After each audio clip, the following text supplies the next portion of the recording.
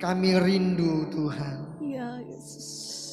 Pagi hari ini kami mengalami kehidupan dipenuhi, dipimpin oleh Roh Kudus Allah.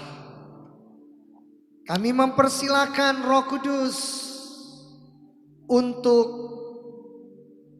menuntun dan membimbing kehidupan kami.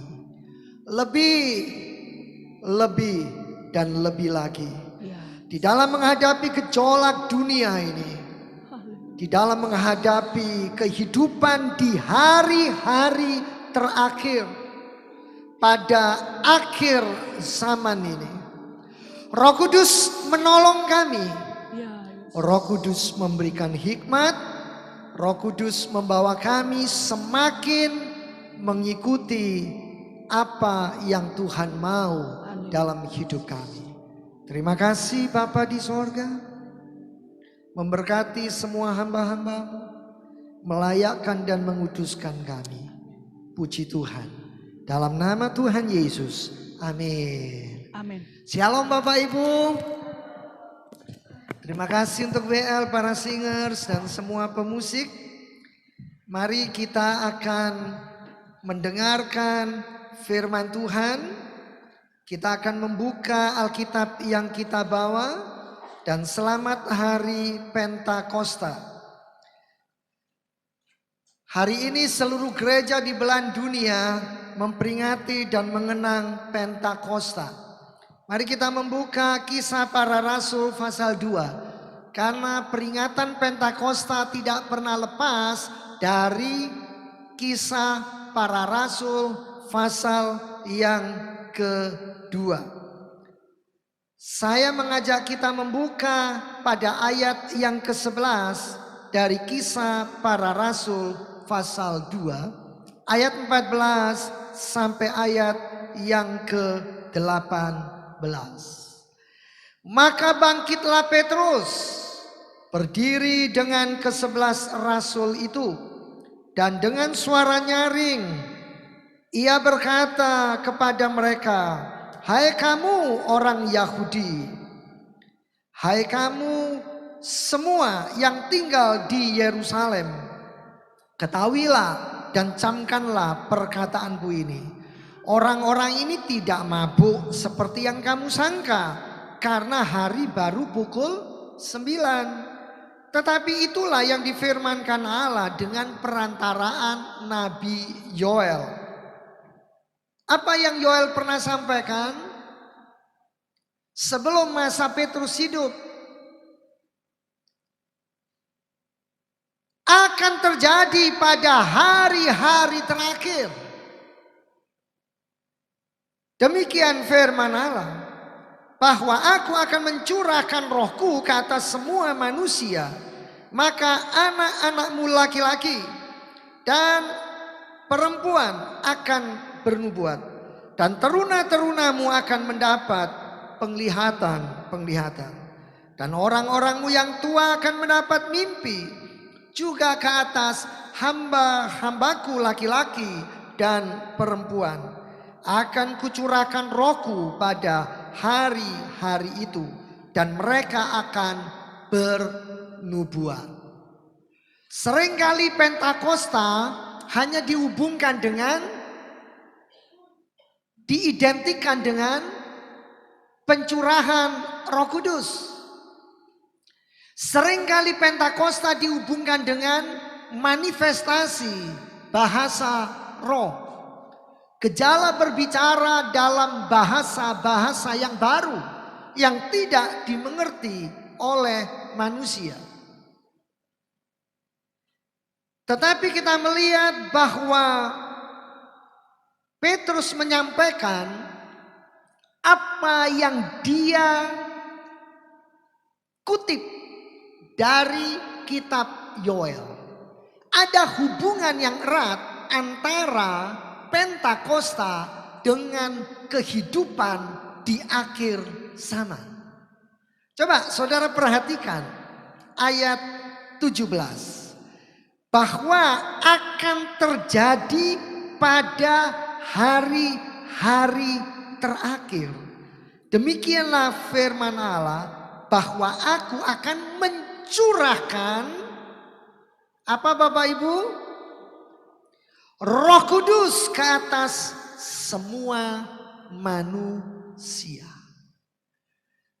Jadi kalau Pentakosta hanya dihubungkan hanya dengan bahasa roh, itu berarti kurang lengkap. Kalau Pentakosta hanya dihubungkan dengan pencurahan Roh Kudus, itu tidak salah. Tapi belum utuh. Sekarang kita lihat dulu Bapak Ibu. Pentakosta itu sudah ada sejak Perjanjian Lama. Dalam Perjanjian Lama, Pentakosta dikenal sebagai hari pengucapan syukur atas pemeliharaan, berkat dan pertolongan Tuhan bagi umat Allah. Tetapi di dalam Perjanjian Baru dalam bahasa Yunani, Pentakosta memang hari yang ke-50. Dan hari yang ke-50 ini diperingati karena setelah Yesus bangkit, maka Yesus masih ada di atas muka bumi 40 hari untuk menampakkan diri kepada seluruh murid-murid dan orang yang kepadanya Tuhan berkenan menampakkan diri, supaya semua tahu bahwa Yesus sudah bangkit dan hidup selama-lamanya. Lalu 10 hari kemudian para murid menantikan janji dari Bapa akan turunnya Roh Kudus. Jadi secara sederhana Pentakosta adalah peristiwa turunnya Roh Kudus atas para murid-murid di loteng Yerusalem. Ya, setelah 50 hari dari kebangkitan Kristus. Pada hari itu kalau kita baca ayat-ayat sebelumnya, Roh Kudus dicurahkan. Lalu para murid dipenuhi dengan kuasa. Dan mereka berbicara dalam bahasa-bahasa yang mereka tidak mengerti. Tetapi orang lain bisa mengerti. Mengapa? Karena bahasa yang mereka ungkapkan adalah bahasa yang ada di dalam dunia. Karena itu pengertian bahasa roh bisa berarti bahasa orang yang mengucapkan itu tidak mengerti, tetapi dia menyampaikan pengucapan dalam bahasa-bahasa yang ada di dunia sehingga orang-orang lain bisa tahu. Tetapi di dalam 1 Korintus 14 itu ada jenis bahasa roh yang berbeda, yaitu bahasa yang memang tidak ada di dunia ini. Itu yang banyak gereja menerima, menyampaikan dan mengucapkan itu, dan tidak ada seorang pun yang bisa tahu kecuali Roh Kudus memberikan karunia untuk yang bersangkutan atau orang lain memberikan penafsirannya. Jadi bahasa roh seringkali disalah mengerti. Banyak orang berpikir harus diterjemahkan. Tidak, bahasa roh tidak diterjemahkan, tetapi bahasa roh itu ditafsirkan. Dan Bapak Ibu, karunia untuk menafsirkan bahasa roh itu ada, bukan tidak ada.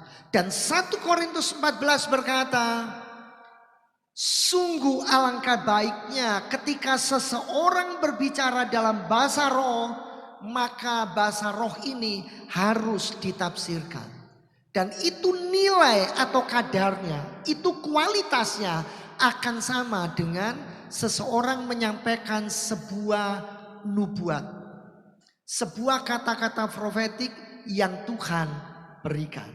Nah, jemaat yang dikasihi Tuhan, pada pagi hari ini saya rindu kita tidak hanya melihat Pentakosta di dalam kotak berbicara dalam bahasa roh, tetapi saya rindu kita melihat bagaimana Petrus mengutip kitab Yoel dan menyampaikan pada masa Kisah Para Rasul agar kita sungguh-sungguh melihat bahwa Pentakosta itu adalah tanda dimulainya hari-hari yang terakhir menurut pandangan Alkitab.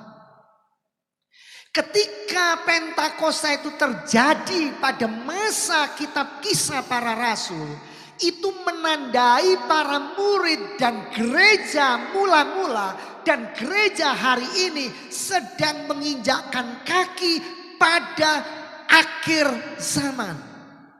Jadi akhir zaman itu dimulai kapan? Ketika Yesus datang ke dalam dunia.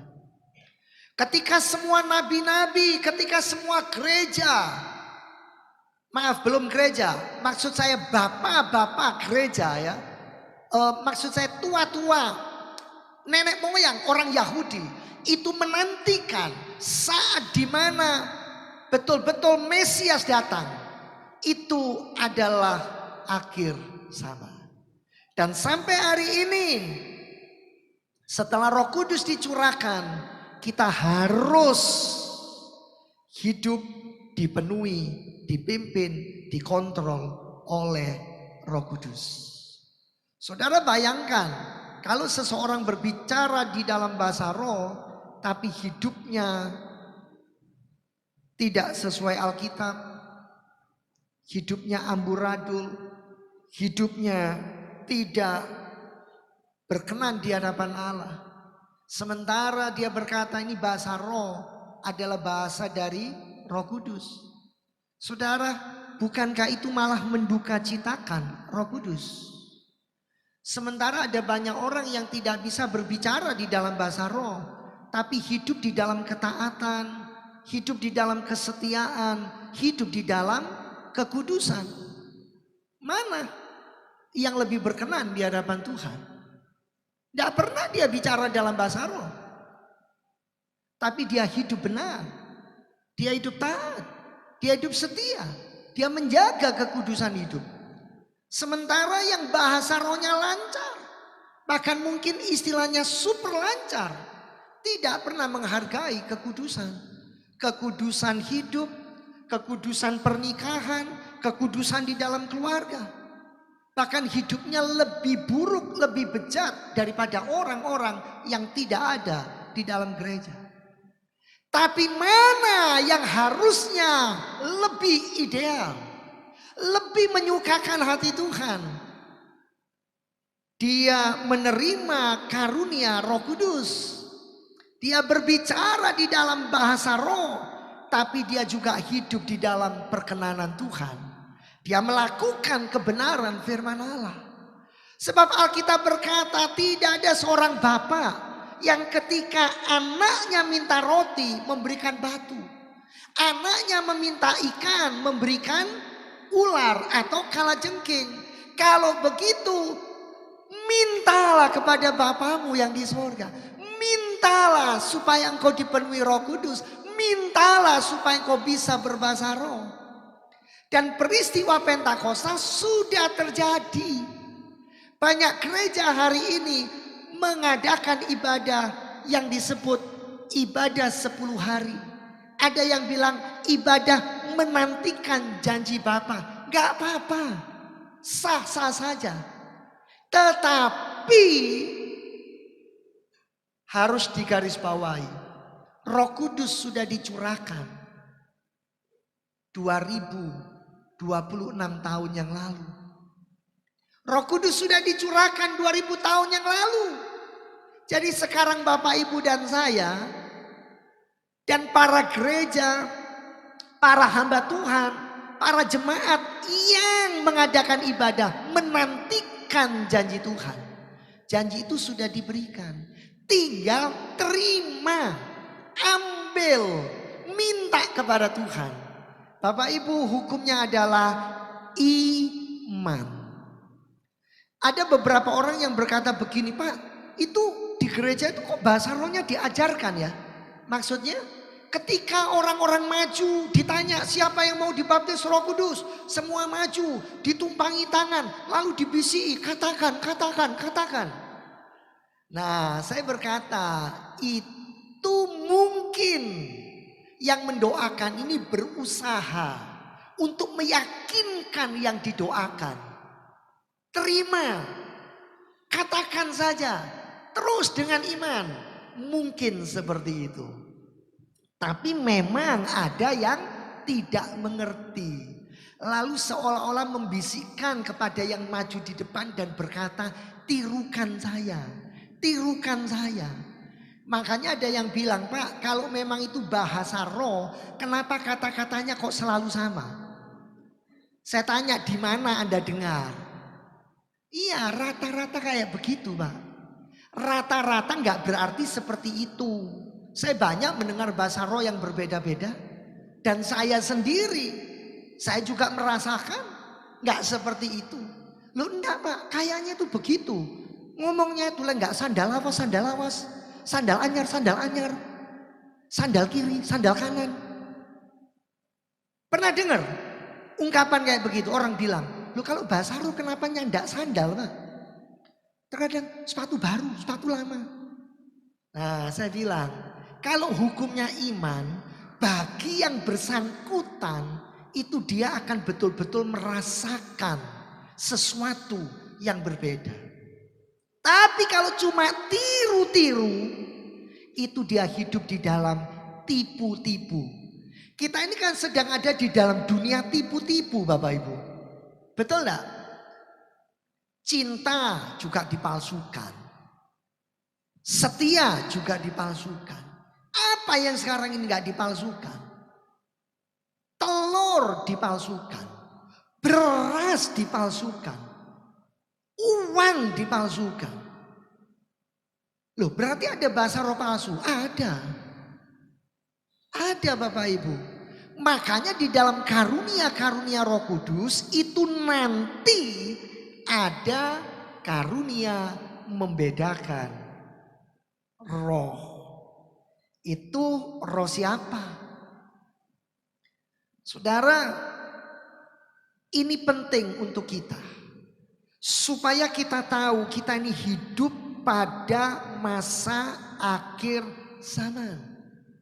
Bapak Ibu mau pakai istilah akhir zaman silakan. Mau pakai istilah seperti tadi Petrus ngomong hari-hari terakhir silakan. Mau pakai istilah kita hidup pada masa dispensasi atau masa anugerah Roh Kudus silakan. Karena menurut peta zaman Bapa itu sudah dalam perjanjian lama. Zaman Tuhan Yesus itu pada masa perjanjian baru. Dan Roh Kudus sampai hari ini. Sampai nanti Tuhan Yesus datang yang kedua kali. Jadi jangan bilang ya, oh akhir zaman itu nanti setelah sekian hari atau sekian bulan atau sekian tahun sebelum Tuhan Yesus datang. Telat saudara. Enggak, sejak Yesus sudah ada di bumi itu sudah masa akhir zaman. Nah, seringkali kalau bicara akhir zaman, saudara pasti akan berkata apa? Tanda-tandanya harus ada akhir zaman itu, betul enggak? Apa tanda akhir zaman? Orang pasti nunjuk yang pertama perang. Orang nunjuk yang pertama apa? Kebinasaan. Orang menunjuk, oh barang mahal. Ada banyak tekanan hidup. Saya tidak bahas yang itu. Tapi jelas sehubungan dengan Pentakosta, maka tanda akhir zaman yang pertama adalah pencurahan Roh Kudus secara besar-besaran terjadi di seluruh belahan dunia ini. Saudara, saya nggak heran. Di Afrika itu ada gereja yang tidak pernah ditutup. Saya lupa di kota apa, tidak pernah tertutup. Selalu pintu gedung gerejanya terbuka dan orang yang datang itu nggak cuma ribuan, puluhan ribu untuk berdoa. Sepanjang hari 24 jam ibadahnya nonstop. Saya pernah dengar sebelum peristiwa di Afrika itu di Amerika ada satu gereja yang juga punya kehidupan doa yang tidak putus-putus. Satu hari penuh 24 jam. Diisi memang oleh orang yang berbeda-beda. Tetapi 24 jam tidak pernah kosong, tidak ada doa. Dan waktu saya dengar itu terjadi di Amerika, saya pikir itu cuma di Amerika saja. Ternyata tidak. Itu sekarang merambah di banyak tempat di benua Afrika. Dan saudara, ada banyak tempat yang lain yang tidak terdeteksi. Maksud saya tidak dipublikasikan, tetapi itu ada. Jemaat yang dikasihi Tuhan, dan sekarang ini sebagaimana tadi ayat 17, bahwa aku akan mencurahkan rohku ke atas semua manusia, maka anak-anakmu laki-laki dan maka anak-anakmu perempuan akan bernubuat. Dan teruna-terunamu akan mendapat penglihatan. Ini gelombang kegerakan Roh Kudus yang sedang melanda seluruh dunia. Saudara, karena itu menjelang kedatangan Kristus yang kedua kali, ini harus menjadi tanda di mana saudara dan saya akan hadir dan akan ada di dalam kebangunan rohani yang besar. Saudara dan saya harus menikmati lawatan Roh Kudus. Dan bagian yang terpenting dan yang tidak kalah pentingnya, kita harus membawa jiwa-jiwa kepada Tuhan. Saudara, ada banyak orang yang bertanya, Pak, kok nggak kayak dulu? Kalau dulu tuh sering kali loh Pak di Tambak Sari. Di Tambak Sari ada ibadah kebangunan rohani. Dulu itu Pak, Tambak Sari gak boleh. Akhirnya di Guskit, gedung Guskit itu yang dipakai untuk ibadah kebangunan rohani. Lah sekarang ini mana Pak? Mana kebangunan rohaninya? Saya bilang Anda salah besar. Karena modelnya, tipenya sudah beda, ganti. Kalau dulu memang di lapangan-lapangan yang besar. Tapi sekarang kebangunan rohani terjadi di dalam rumah tangga. Di dalam keluarga. Terjadi atas hidupmu pribadi. Terima kasih, tidak ada yang amin. Bapak Ibu, saya serius ini. Harus ada kebangunan rohani di keluarga kita. Di komunitas kita, di tempat di mana saudara bekerja, dan di dalam hidupmu sendiri. Saudara akan tumpang tangan yang sakit.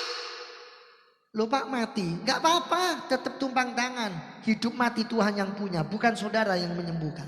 Oh, tumpang tangan dia sembuh, Tuhan dipermuliakan, bukan saudara yang menyembuhkan, tapi Tuhan. Keberanian yang seperti ini, ketemu orang perlu dilepaskan, saudara lepaskan. Ketemu orang punya banyak jimat, punya kuasa perdukunan. Lihat mata saudara, orang itu akan takluk dan tunduk. Kenapa? Ada kuasa yang lebih besar dalam hidup Bapak Ibu. Ini harus menjadi nyata Bapak Ibu. Jangan terus anak Tuhan bilang, Pak, saya habis kena gendam. Yang satu bilang, Pak, anak saya kena pelet. Yang satu bilang, Pak, anak saya kena guna-guna, Pak.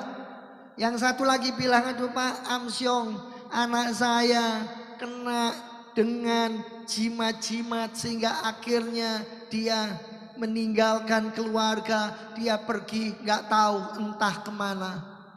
Ke negara anta-baranta atau kemana, saya gak ngerti.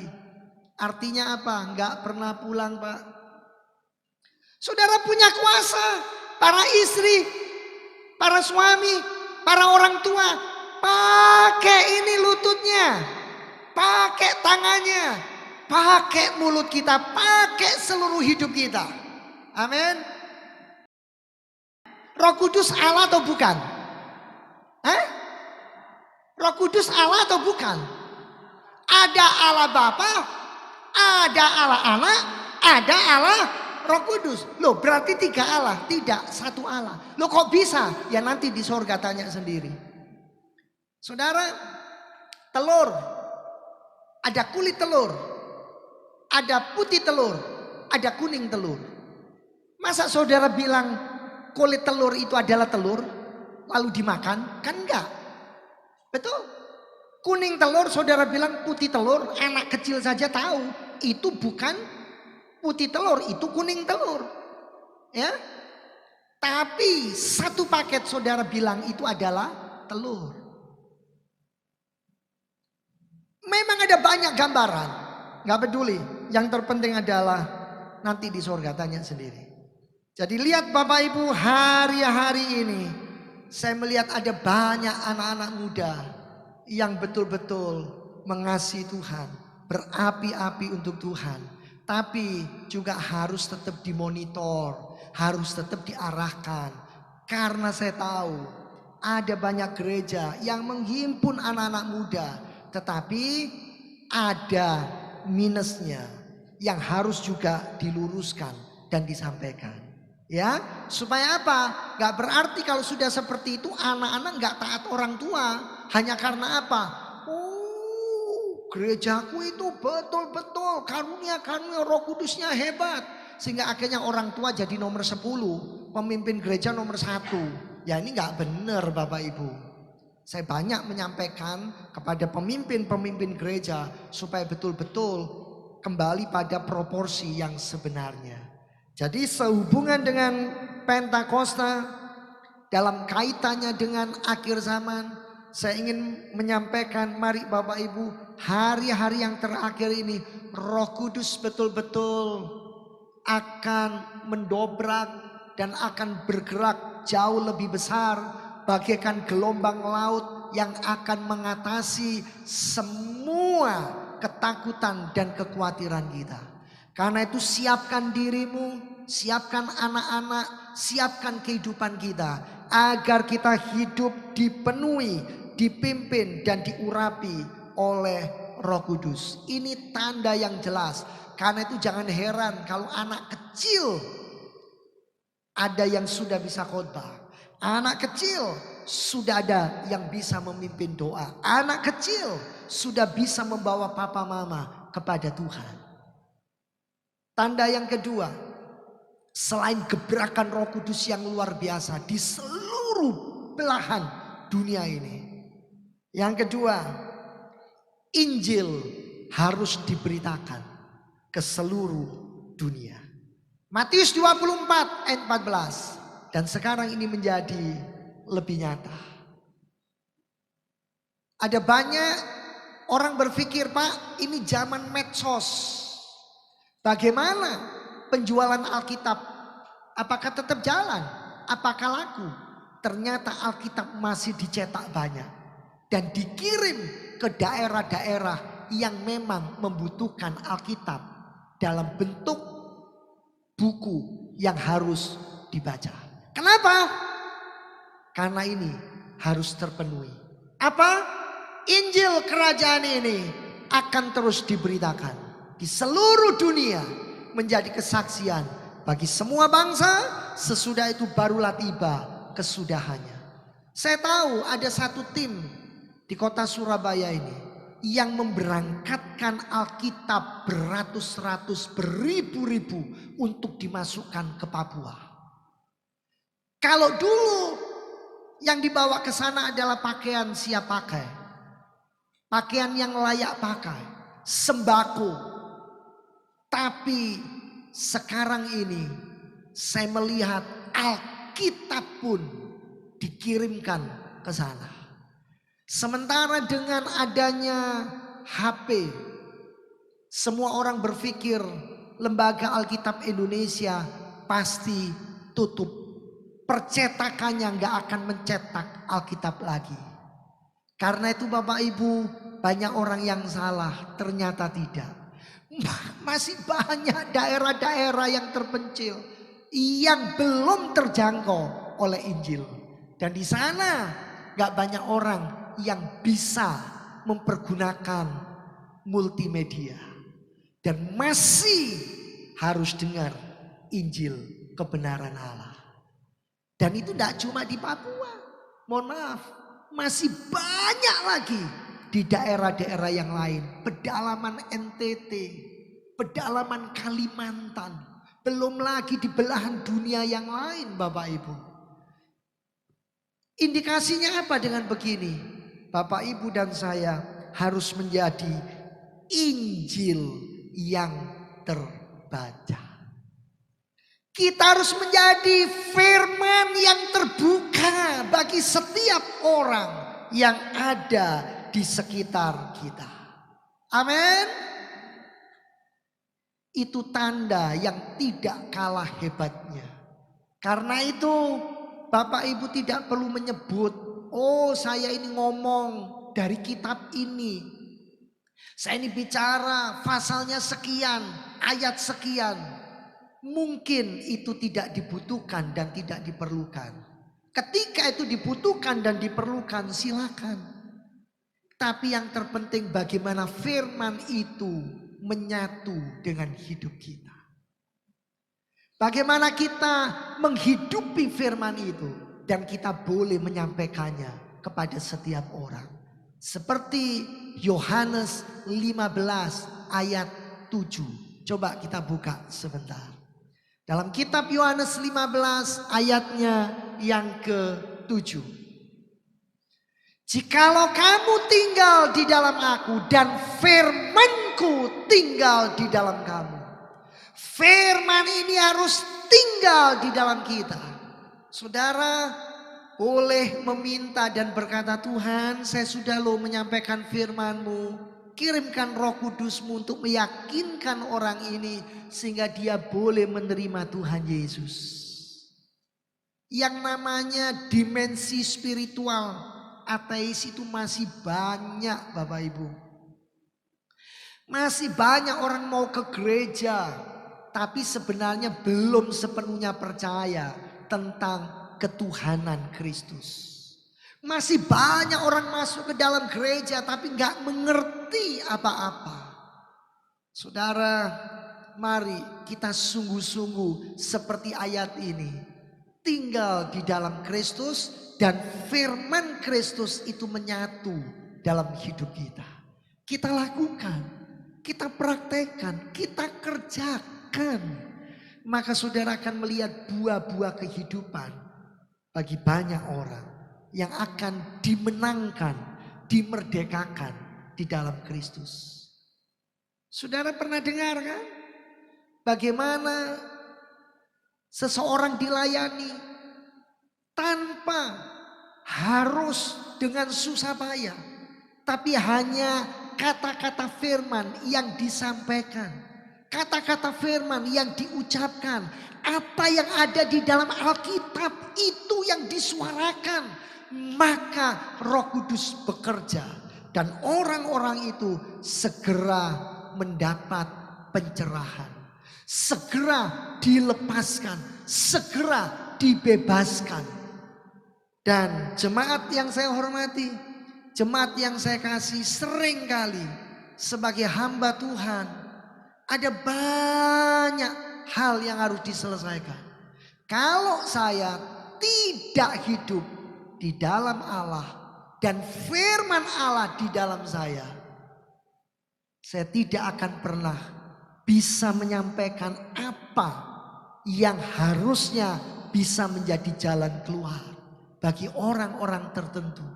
Dan itu dimungkinkan ketika saya mengucapkan firman. Ketika Roh Kudus memberikan firman itu, memberikan impresi itu, meletakkan dalam pikiran saya dan saya sampaikan firman itu, maka itu mengubah keadaan dan membebaskan seseorang. Mari jemaat yang saya hormati, hari ini kita harus mengejar tuntunan dan pimpinan Roh Kudus. Mari kita minta karunia-karunia Roh Kudus. Karena Roh Kudusnya sudah diberikan. Kita hidup pada masa dispensasi Roh Kudus. Ini zaman Roh Kudus. Kita minta karena Roh Kudus sudah ada di dalam kita. Roh Kudus sudah menjadi milik kita karena kita sudah ditebus dan diselamatkan. Sekarang kita minta karunia-karunia Roh Kudus. Dan saudara, satu dari banyak permintaan yang saya minta kepada Tuhan. Saya minta supaya saya lebih diperkaya di dalam karunia-karunia Roh Kudus. Itu yang saya minta. Saya membutuhkan itu. Saya merindukan itu lebih daripada apa yang saya mohonkan kepada Tuhan. Coba Bapak Ibu renungkan. Supaya dengan terus dipimpin dan dipimpin Roh Kudus, dibimbing Roh Kudus, kita akan mengalami kehidupan yang berkuasa. Karena Roh Kudus itu Roh Allah. Roh Kudus itu adalah Allah. Kalau dia ada di dalam kita, saudara akan mengalami kuasa dari Tuhan. Amin. Dan saudara, tanda yang ketiga yang tidak bisa tidak, harus, akan, pasti terjadi. Hubungan Pentakosta dengan akhir zaman adalah apa? Hari ini kita hidup di dalam areal peperangan rohani yang lebih sengit. Yang lebih nyata, Bapak Ibu. Kenapa? Karena gereja sedang diserang habis-habisan. Saudara lihat pemimpin-pemimpin gereja ini sekarang mulai banyak dikacaukan.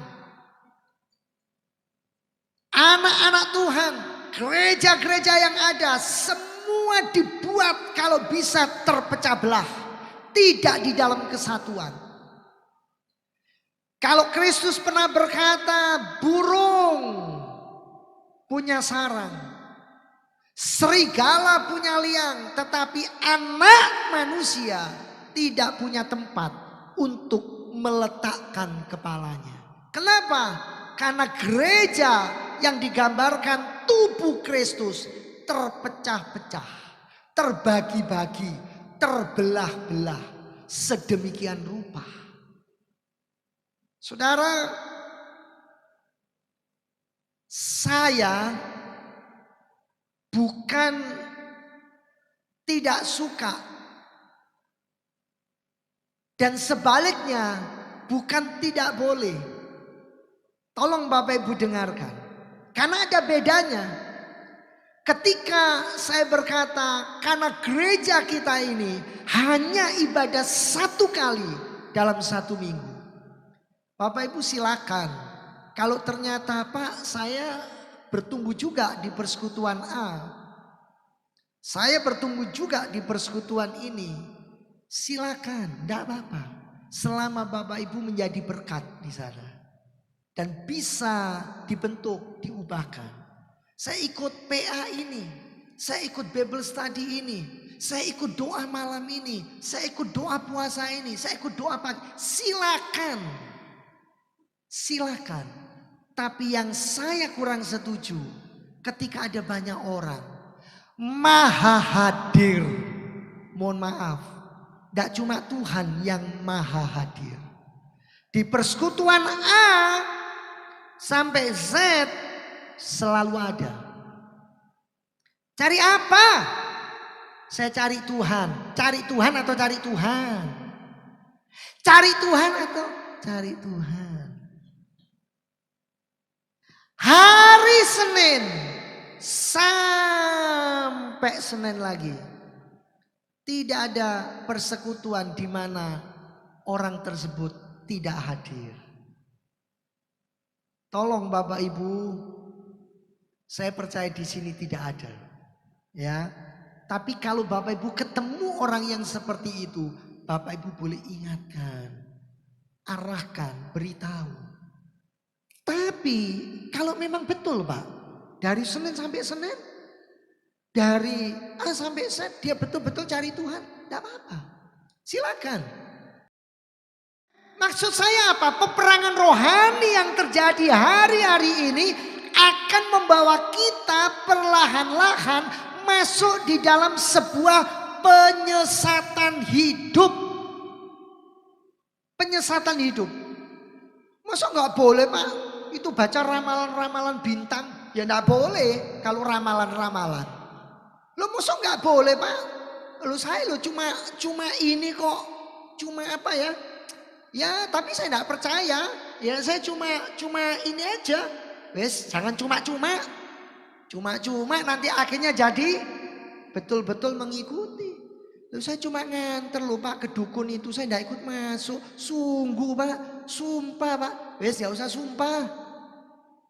Anda ikut nganter itu Anda andil salah. Sering dengar kan? Loh saya lupa cuma nganter, saya berdiri di depan pintu. Tidak ikut masuk. Nah yang bawa nganter itu siapa? Anda masuk gak masuk? Roh itu tidak kenal dimensi kayak begitu Bapak Ibu. Iya kalau yang namanya roh itu kenal dimensi gitu kan enak. Betul gak? Betul gak? Sering kan begitu. Loh saya tidak ikut-ikut Pak. Saya cuma di luar. Anda mau di luar, mau di atas, mau di bawah. Hukumnya sama. Ini penyesatan yang sedang terjadi hari-hari ini. Di mana? Di seluruh belahan dunia. Balik lagi di Afrika ini. Saking kegerakan itu sedemikian rupa. Itu ada pendeta yang berani berkata, karena saya ini sudah dikuduskan, saya sangat kudus. Saya nggak boleh masuk dalam gereja itu harus menginjak karpet. Jadi karpetnya adalah jemaat. Ada loh Bapak Ibu. Jemaatnya yang harus berjajar, pendetanya lewat di atas punggung jemaatnya. Coba, itu penyesatan atau bukan? Ya jelas lah. Mana ada ayatnya di Alkitab kayak begitu. Tapi yo mau itu jemaatnya. Mau. Kenapa? Karena sudah disesatkan. Kalau sudah bicara spiritual, ini mengerikan Bapak Ibu. Ada baptisan air di dalam sebuah gentong yang besar. Dan yang dibaptis gak peduli lagi, gak peduli perempuan, anak, orang dewasa harus telanjang. Coba di mana ayatnya? Tapi itu terjadi di Afrika. Saudara, kegerakan ini juga akan diimbangi dengan penyesatan besar. Apalagi kalau hamba Tuhan itu dipakai, diurapi luar biasa. Itu seperti kaisar zaman Cungko. Apa yang dia katakan itu adalah suara sorga. Jadi kalau pendetanya berkata, minggu depan semua pakai baju ungu. Gak ada yang berani pakai hitam. Takut kualat. Gak tahu ada gak? Kalau hamba Tuhan berkata harus. Kalau sampai gak datang Anda dikutuk sama Tuhan. Jemaatnya takut. Semua datang. Kenapa? Takut dikutuk Tuhan. Suara pendeta bukan suara Tuhan. Ya, zaman kekaisaran suara kaisar dianggap suara Tuhan. Suara dewa, suara sorga itu karena anggapan. Lah kalau hari ini Alkitab berkata apa? Bapak Ibu dan saya sama-sama hamba. Kalau saya nggak lurus jalannya, Bapak Ibu berhak menegur, menasehati, mengingatkan. Harus. Kalau nggak hutang darah loh Bapak Ibu. Benar. Kalau nggak hutang darah. Tuhan akan memberikan roh yang baru kepada kita. Tuhan akan memberikan roh yang baru kepada gerejanya. Dan kuasa supaya kita tetap setia kepada Tuhan. Kita sedang ada di dalam peperangan rohani Bapak Ibu. Di mana ada banyak gereja berebut jiwa-jiwa. Karena takut jiwa-jiwa gereja itu habis. Dilakukan segala macam upaya supaya tidak masuk gereja vacuum cleaner. Tahu gereja vacuum cleaner? Seperti vacuum cleaner yang nyedot begitu banyak jemaat. Jemaat mana? Gereja lain. Lah gereja lain. Mohon maaf ya Bapak Ibu, kalau gerejanya sebesar ini mungkin beda dengan gereja yang sudah ratusan jemaat. Itu begitu hilang separuh, itu terasa mereka. Benar Bapak Ibu. Kenapa? Karena hari-hari ini gereja akan berlomba-lomba dan mereka lupa itu rentan dengan penyesatan. Berlomba-lomba apa? Supaya gereja itu jadi tempat entertain. Bagaimana jemaat dipuaskan? Bagaimana jemaat harus diikuti apa yang jadi kemauannya. Jemaat, saya nggak mau ya. Saya rindu setiap kita bertumbuh dewasa. Hidup takut, hidup benar kepada Tuhan. Amin. Puji Tuhan. Supaya kita benar-benar menjadi pribadi-pribadi yang hidup di dalam areal Pentakosta dengan benar. Karena itu saya tetap mendorong Bapak Ibu minta kepada Roh Kudus. Minta kepada Tuhan Yesus. Supaya kita semuanya dibaptis Roh Kudus. Dipenuhi Roh Kudus. Bisa mendapat karunia-karunia Roh Kudus. Bapak Ibu boleh mendapat mimpi. Dan mimpinya itu mimpi yang berkualitas. Dan mimpinya itu adalah karena Tuhan memberikan pesan. Memberikan profesi. Memberikan satu peringatan. Memberikan sebuah nasihat. Memberikan pengajaran.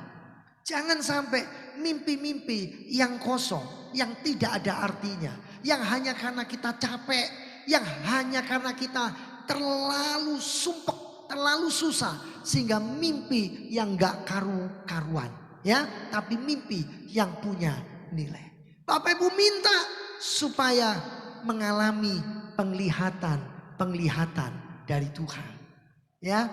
Bapak Ibu minta supaya karunia-karunia Roh Kudus dilimpahkan atas kita semua. Minimal dari semua karunia. Nah, ini yang saya mau Bapak Ibu dengarkan juga. Minimal dari semua karunia yang dinilai paling sederhana. Itu sebenarnya adalah bahasa roh. Mungkin Bapak Ibu kaget.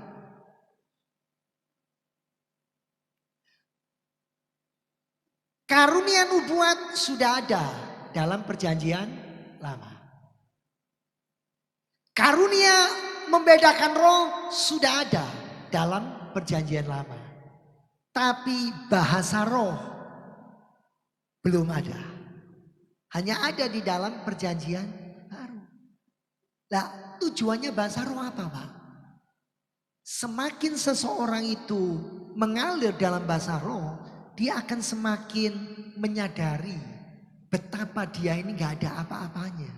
Dia harus semakin dekat dan semakin hidup mau melayani Tuhan. Mari Bapak Ibu kita bangkit berdiri. Saya tetap mendorong, saya tetap mengajak Bapak Ibu untuk kita sungguh-sungguh minta apa yang menjadi karunia-karunia kita. Amin. Dan Alkitab berkata minimal satu orang punya satu karunia. Karunia yang paling sederhana adalah bahasa roh. Minta kepada Tuhan. Minta kepada Roh Kudus. Karena itu Rasul Paulus berkata bahasa roh akan punya kualitas dan kadar yang sungguh-sungguh dibutuhkan dalam gereja ketika bahasa roh itu ada karunia pendampingnya, yaitu ditafsirkan dan dibedakan. Minimal ada dua pendamping untuk karunia bahasa roh. Tuhan bisa pakai gembala saudara, Tuhan bisa pakai yang lain untuk menafsirkannya dan untuk membedakannya. Itu dari Tuhan atau bukan?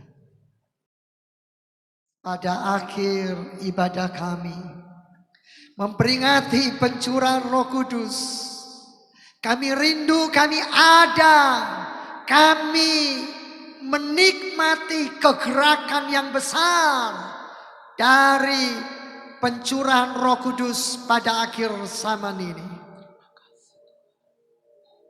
Kami tidak mau hidup untuk diri kami sendiri lagi, tapi kami mau menjadi berkat, menjadi saksi, menjadi suratan yang terbaca, menjadi Injil Kristus yang hidup dimanapun kami berada. Ada kuasa Allah dan kami akan mengalir di dalam karunia-karunia Roh Kudus. Kami tidak mau disesatkan, tapi kami akan meluruskan yang bengkok.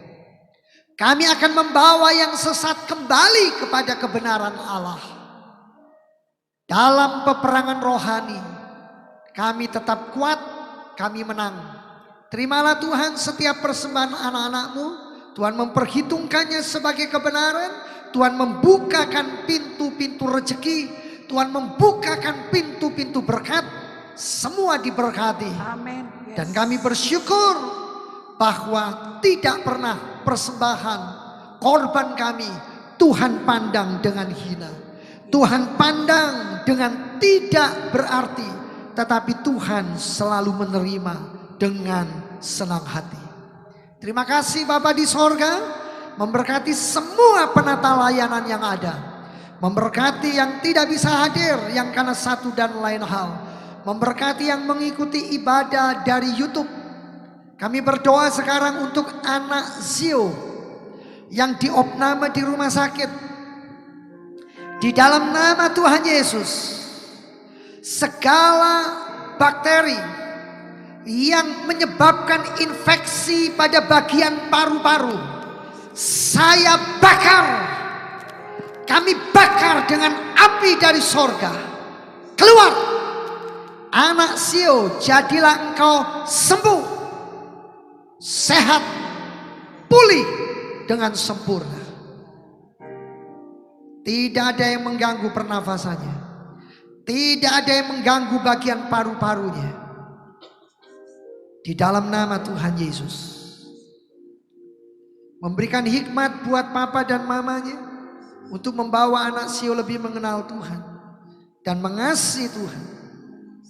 Hamba juga berdoa bagi jemaat yang lain yang tidak hamba sebutkan nama mereka, yang sakit Tuhan jamah, Tuhan pulihkan, Tuhan memberkati, dan boleh mengalami kesembuhan, kesehatan ilahi dari Tuhan. Berkat Tuhan untuk bangsa dan negara kami Indonesia, Bapak Presiden dan wakilnya, jajaran Menteri, TNI, Polri, dan semua gubernur, wali kota, sampai pemerintahan yang rendah, semua diberkati, dibukakan jalan, diberikan hati yang takut dan menghormati Tuhan. Hidup sungguh-sungguh bagi kemakmuran rakyat, bagi damai sejahtera, bagi kebahagiaan seluruh rakyat Indonesia. Terima kasih Bapak. Sebentar kami pulang meninggalkan gereja ini untuk sementara waktu. Tetapi kami tidak pulang dengan tangan yang hampa. Karena keajaiban, kuasa, kasih, kemurahan, pertolongan Tuhan melingkupi kami. Mari jemaat yang dikasihi Tuhan, angkatlah kedua belah tangan. Terimalah sekarang berkat Allah Bapa. Terimalah sekarang cinta kasih kemurahan anugerah Tuhan Yesus Kristus Sang Putra. Di dalam persekutuan daripada Allah Roh Kudus, pribadi Tritunggal yang ketiga. Pulanglah, terimalah berkatnya, dan jadilah engkau diubahkan, hidup dalam kuasanya, berkemenangan, dan menjadi berkat sekarang, bahkan sampai selama-lamanya. Di dalam nama Tuhan Yesus, puji Tuhan, amin. Selamat hari Minggu, selamat hari Pentakosta, Tuhan Yesus memberkati.